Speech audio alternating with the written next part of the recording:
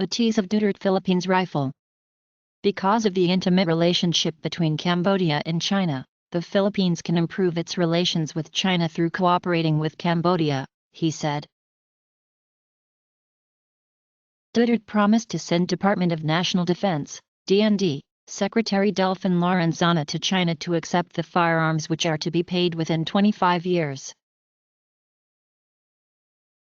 The most popular drug in the Philippines is a form of crystal meth known as shabu. Xiong claimed that they have no time frame to ink the firearms deal. China is pressing me on the firearms, which are already there.